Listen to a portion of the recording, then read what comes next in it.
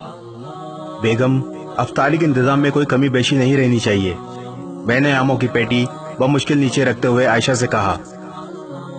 आयशा ने कहा, आप फिक्र ही ना करें, पिछली बार भी ऐसे मजे की अफ्तारी कराई थी, आज तक सब के सब तारीफें करते हैं। अफ्तारी की तमाम तैयारियां मुकम्मल हो चुकी हैं, खजूरें भी मंगवा ली हैं, बस फ्रूट काटने हैं। आप जरा मदद कर दें। मैंने छुरी ली और आयशा की मुखालिफ से बैठकर फ्रूट काटने लगा। कुछ ही देर में अफ्तारी के तमाम इंतजाम मुकम्मल हो गए और सैन में सजे डाइनिंग पर लगा दी। दोस्तों और रिश्तेदारों की आमद का सिलसिला भी शुरू हो गया। अफ्तारी का वक्त हुआ और सब ने अफ्तारी की और खुशगपियां करते हुए खाना खा रहे थे। सब खाने से फारिग हुए। जज़ाकल्लाह, बहुत मजा आया, खाना बहुत लजीज था, कहते हुए निकल रहे थे। मैं हाथ धोने बेसन पर गया तो साथ ही मेरे कान में एक बच्ची की आवाज आई। अम्मी, सब लोगों ने नमाज भी पढ़ ली है और हमने अभी तक रोजा अफ्तार नहीं किया, सहरी भी पानी से की थी। मेरी आंखों के आगे अंधेरा छा गया। ये आवाज पड़ोसियों की 12 साल बच्ची की थी। मैं ये जानते हुए भी ये अखलाकियात के खिलाफ है, दीवार से उनके घर में झांकने पर मजबूर हो गया। देखा कि वो बच्ची अपनी माँ के सर पर खड़ी थी और उसकी माँ चारपाई पर सर झुकाए बैठी थी।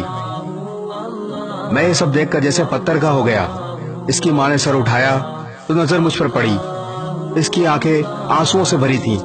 मुझ पे नजर पड़ते ही जबरदस्ती मुस्कुराई और चादर से आंसू पोंछते हुए कहने लगी, भाई कैसे हैं आप? ये लड़की बहुत जिद्दी है, अभी खाना खाया है और फिर जिद कर रही है।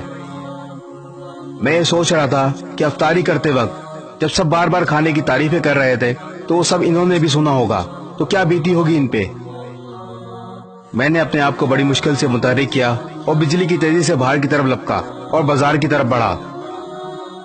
वहां से हर वो चीज जो मैंने अफ्तारी में खाई थी लेकर वापस आया। इस बच्ची की बातें और बेवा के आंसू मुझसे बर्दाश्त नहीं हो रहे थे। मैंने आधे घंटे का सफर 10 मिनट में तय किया और आकर दरवाजे पर दस्तक दी। बच्ची ने दरवाजा खोला, मुझ पे नजर पड़ते ही मुस्कुराई, आबदीदा आंखें खुशी से चमक उठी। वो बेवा खातून ये सब देखकर बिलक बिलक के रोने लगी, जैसे इंसान का जब्त टूटा हो। मैं भी अपने आंसू ना रोक पाया।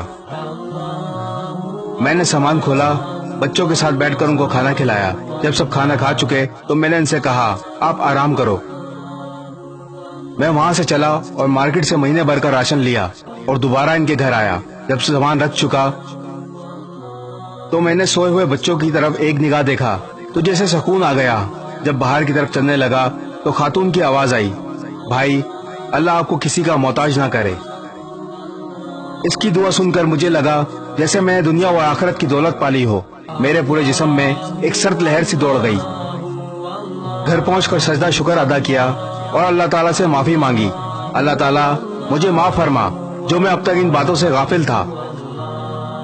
हम अपने खाते पीते घरानों के दोस्तों और रिश्तेदारों को खानों पर मदू करके समझते हैं कि बड़ा सवाब कमा लिया, लेकिन इस बारे में कभी नहीं सोचा क्या हमारी तरफ से मुस्तकीन तक इनका हक पहुंच रहा है। जरा नहीं, पूरा सोचिए। इस वीडियो को शेयर जरूर करें, हो सकता है आपके एक शेयर से ये बात किसी के दिल में उतर जाए।